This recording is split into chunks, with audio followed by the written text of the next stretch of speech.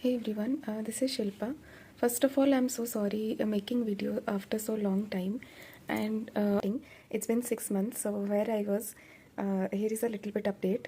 So I was busy with my Reiki sessions, and I have decided in this platform I'll share some of my Reiki experiences along with law of attraction experiences. So Reiki is also one of the healing modalities. It is very strong and जैसे ऊपर वाले की बहुत बड़ी blessing है reiki. So it's a technique with which we can heal ourselves, to society, to like human beings, animals, trees. Even you can heal your past, whatever happened in the past. So this is one of my initial days experience with Reiki. I'm gonna share one of my initial days experience. So what happened is like so what I have done is my second level of Reiki. So in second level we can do distance healing.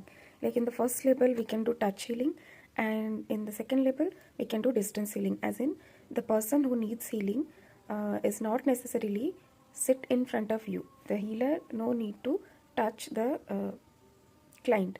We can directly send them healing through our third eye chakra.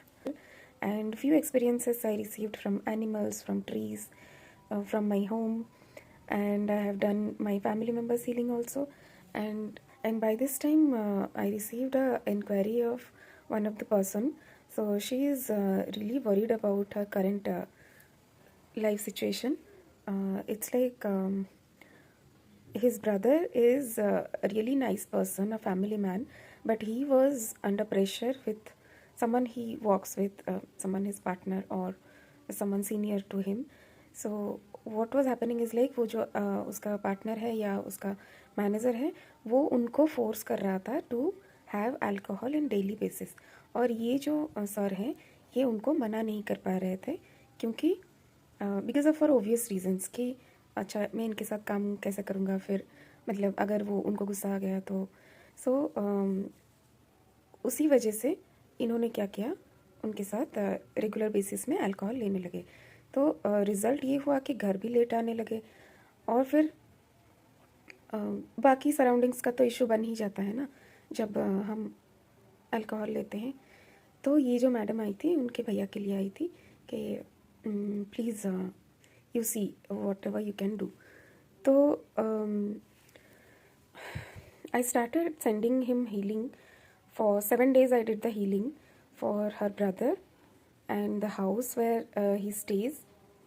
Both of that I sent healing with the affirmation like whatever you decide you need to stick to that. It's okay. With alcohol it is destroying your family life as well, and as well as your own health. और कुछ light is so powerful, it can find its own destination. We just need to redirect it. Like we are the channel, so we can just redirect it. तो क्या हुआ, 7 days तक healing चलता रहा, and ये भी नहीं कि full body healing हुआ, नहीं, just like 5 minutes in daily basis.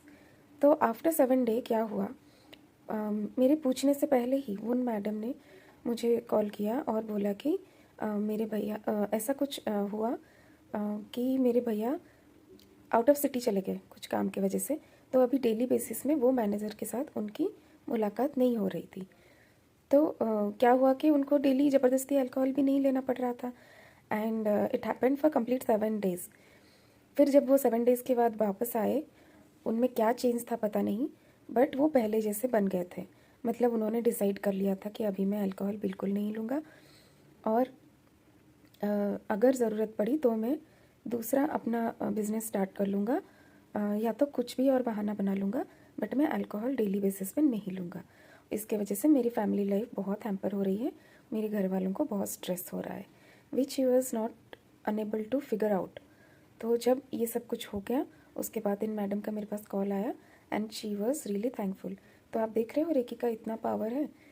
और उनके घर में भी उनको बहुत शांति महसूस हो रही थी क्योंकि मैं उनके घर को भी दे रही थी ना हीलिंग. तो उनके घर को मतलब जो लोग भी घर में रहे उनको बहुत अच्छा महसूस हो रहा था घर के अंदर. ये ऐसा हो गया कि मोस्ट ऑफ द टाइम्स उनके घर वाले बाहर ही नहीं निकले वो 7 days के लिए. सिर्फ अपने घर के छत पे गए, बालकनी पे गए, कुछ छोटे छोटे काम के लिए बाहर गए, बट ओवरऑली उनसे ये फीडबैक मिला मुझे कि घर के अंदर हमको बहुत अच्छा लग रहा है, बहुत शांति महसूस हो रही है।